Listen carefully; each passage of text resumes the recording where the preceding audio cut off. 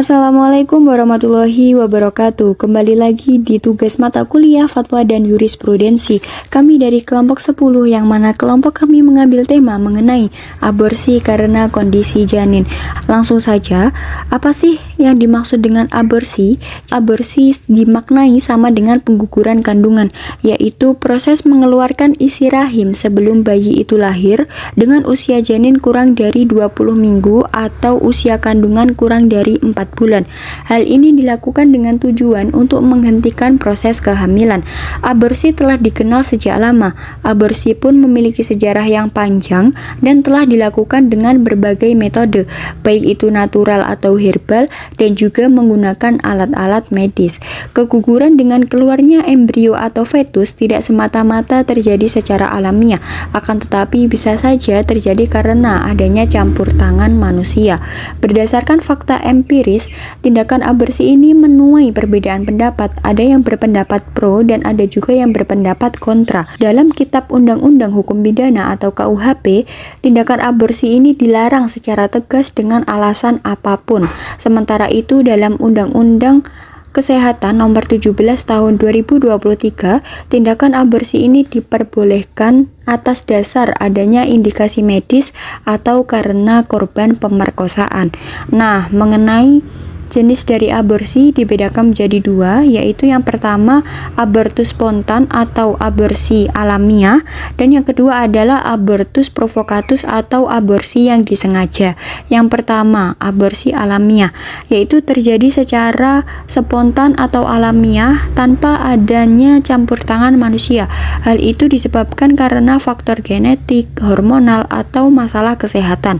Nah, yang kedua yaitu abortus provokatus, yaitu aborsi yang disengaja, dilakukan dengan sengaja melalui prosedur medis ataupun obat-obatan, diputuskan oleh individu atau pasangan berdasarkan alasan pribadi ataupun medis, dan aborsi ini memiliki implikasi hukum.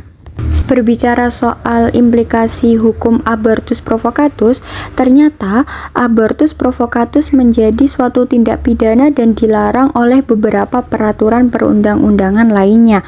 Namun, terdapat pengecualian dalam Undang-Undang Nomor 17 Tahun 2023 tentang Kesehatan, di mana undang-undang tersebut menjadi bentuk dari lex specialis yang mengkategorikan kondisi kedaruratan medis sebagai alasan pembenar dari tindakan aborsi.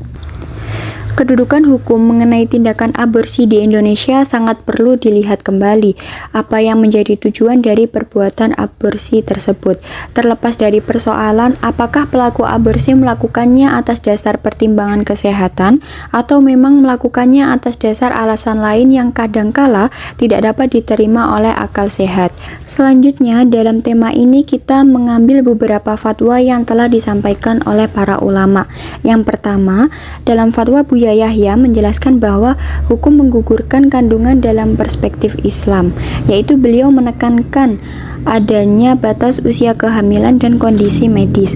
Beliau menyampaikan bahwa secara syariat, menggugurkan kandungan setelah usia 4 bulan dalam kondisi normal tanpa adanya ancaman terhadap keselamatan ibu ataupun janin menjadi sesuatu yang mutlak dilarang. Hal ini karena di usia tersebut diyakini ruh sudah ditiupkan ke dalam janin, sehingga menggugurkannya dianggap sebagai tindakan membunuh jiwa, seperti kehamilan yang tidak dikehendaki, hamil di luar nikah, atau takut melahirkan, ataupun karena takut tidak mampu membesarkan anak karena minimnya kondisi perekonomian keluarga. Namun, hal itu tetap saja angka kematian akibat tindakan aborsi begitu mengejutkan dan sangat memprihatinkan. Sementara itu, untuk kandungan yang usianya belum mencapai 4 bulan, Islam memberikan ruang keringanan dalam kondisi tertentu. Nah, di sini Buya Yahya menekankan bahwa keputusan untuk menggugurkan janin hanya diperbolehkan jika memenuhi syarat sebagai berikut. Yang pertama, janin belum memiliki ruh. Yang kedua, adanya keputusan medis yang menyatakan bahwa kehamilan tersebut membahayakan nyawa ibu ataupun janin dan dipastikan akan mengalami cacat berat dan tidak akan dapat berkembang secara baik. Nah, dalam situasi seperti itu, menggugurkan kandungan boleh dilakukan dan tidak tergolong dalam perbuatan dosa, asalkan dilakukan atas dasar saran dari dokter yang ahli dan beriman. Yang kedua, kami mengambil fatwa dari Ustadz Al-Hafiz Kurniawan yang juga membahas hukum aborsi dalam Islam. Beliau secara umum memaparkan aborsi sebagai tindakan menggugurkan kandungan. Ustadz tersebut menjelaskan bahwa aborsi pada dasarnya dihukumi haram karena merupakan tindakan menghilangkan potensi kehidupan. Namun, terdapat pengecualian dalam kondisi tertentu seperti darurat medis yang mengancam nyawa ibu ataupun janin, dan dalam kasus semacam itu, aborsi diperbolehkan dengan syarat kuat dari tim medis yang profesional. Aborsi akibat pemerkosaan juga dibahas secara khusus. Mayoritas ulama tetap mengharamkannya, namun sebagian ulama memperbolehkan asalkan usia janin belum mencapai 40 hari setelah pembuahan. Penentuan ini dapat dihitung berdasarkan hari pertama haid terakhir korban sesuai metode kedokteran. Ustadz tersebut juga menyampaikan bahwa keputusan medis dalam hal ini harus diambil secara etis dan bertanggung jawab, mengikuti kode etik profesi kedokteran. Para ulama juga menekankan pentingnya kehati-hatian dan pertimbangan matang dalam situasi semacam ini.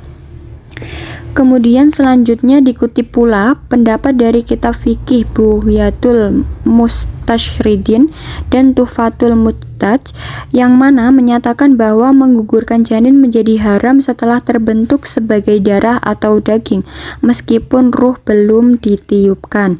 Namun ada juga pandangan seperti dari Imam Ar-Romli yang menyatakan bahwa aborsi tidak dianggap haram sebelum ruh ditiupkan, yaitu sebelum usia kehamilan 120 hari. Kemudian fatwa terakhir kita mengambil dari pandangan Syekh Muhammad bin Shalih Al-Utsaimin, yaitu beliau mendapatkan pertanyaan begini: bagaimana hukum aborsi karena janin cacat dan karena organ otak tidak dapat berkembang serta dipastikan bahwa janin tersebut tidak mungkin bisa hidup setelah ia lahir, dan apabila diperbolehkan, aborsi berapa bulan yang dilakukan? Kemudian beliau berpendapat bahwa usia maksimal diperbolehkan untuk aborsi adalah 4 bulan. Usia 4 bulan sudah terbentuk menjadi manusia, dan manusia tidak diperbolehkan untuk dibunuh baik dalam keadaan cacat ataupun normal, bahkan sampai dalam keadaan lahir. Aborsi boleh dilakukan jikalau memang janin belum berusia 4 bulan dan ada kebutuhan yang mendesak. Setelah genap 4 bulan, maka aborsi tidak boleh dilakukan dalam kondisi janin apapun. Nah, dari beberapa fatwa yang telah kami sampaikan, para ulama membolehkan aborsi selama memang dalam keadaan mendesak dan hal itu dibenarkan oleh alasan medis. Aborsinya pun dilakukan ketika usia kehamilan belum berusia 4 bulan, karena dalam usia 4 bulan, ruh manusia sudah ditiupkan ke dalam janin, dan apabila dilakukan aborsi maka sama dengan melakukan pembunuhan. Tindakan aborsi juga diatur dalam undang-undang, yang mana terdapat dalam Undang-Undang Nomor 17 Tahun 2023 tentang Kesehatan. Lebih detailnya dijelaskan pada pasal 60, yang mana setiap orang dilarang melakukan aborsi kecuali dengan kriteria yang diperbolehkan dalam Kitab Undang-Undang Hukum Pidana. Pelaksanaan aborsi dengan kriteria yang diperbolehkan hanya dapat dilakukan oleh tenaga medis dan dibantu tenaga kesehatan yang memiliki kompetensi dan kewenangan. Dilakukan pada fasilitas pelayanan kesehatan yang memenuhi syarat yang telah ditetapkan oleh Menteri, dan dengan persetujuan perempuan hamil yang bersangkutan, dan dengan persetujuan suami, kecuali korban pemerkosaan. Kemudian dijelaskan juga pada pasal 427, setiap perempuan yang melakukan aborsi tidak sesuai dengan kriteria yang diperbolehkan, maka dapat dipidana dengan pidana penjara paling lama 4 tahun. Pada pasal 428, setiap orang yang melakukan aborsi tidak sesuai dengan ketentuan yang telah diatur terhadap seorang perempuan, apabila tindakan aborsi tersebut dengan persetujuan perempuan itu, maka dipidana paling lama 5 tahun, dan apabila tanpa persetujuan perempuan tersebut, dapat dipidana paling lama 12 tahun. Dan apabila tindakan aborsi mengakibatkan kematian perempuan yang menyetujui tindakan aborsi, maka paling lama dipenjara 8 tahun, dan apabila menyebabkan kematian tanpa persetujuan seorang perempuan yang hamil, maka dapat dipidana paling lama 15 tahun. Terakhir, pada pasal 429, tenaga medis atau tenaga kesehatan yang melakukan tindak pidana sebagaimana dimaksud dalam pasal 428, maka dapat dipidana ditambah 1/3, dan tenaga medis atau tenaga kesehatan yang melakukan tindak pidana maka dapat dijatuhi pidana tambahan berupa pencabutan hak tertentu, yaitu hak memegang jabatan publik pada umumnya atau jabatan tertentu, atau hak menjalankan profesi tertentu. Tenaga medis atau tenaga kesehatan yang melakukan aborsi karena indikasi kedaruratan medis atau terhadap korban tindak pidana pemerkosaan atau tindak pidana kekerasan seksual lainnya yang menyebabkan kehamilan, maka tidak dipidana.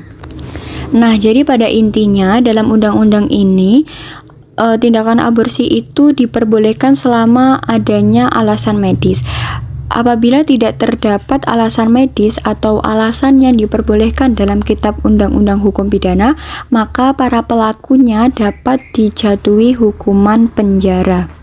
Jadi pada kesimpulannya, tindakan aborsi diperbolehkan oleh para ulama selama ada alasan yang mendesak, seperti adanya alasan medis, dan tindakan aborsi tersebut dilakukan sebelum usia kandungan mencapai 4 bulan. Karena ketika usia kandungan sudah mencapai 4 bulan dan dilakukan tindakan aborsi, maka hal itu sama dengan melakukan pembunuhan. Dan juga dalam Undang-Undang Kesehatan, tindakan aborsi diperbolehkan selama adanya alasan medis dan sesuai dengan kriteria yang diperbolehkan dalam Kitab Undang-Undang Hukum Pidana. Tindakan aborsinya pun dilakukan oleh tenaga medis yang mendapatkan izin dan sesuai dengan prosedur yang telah ditentukan.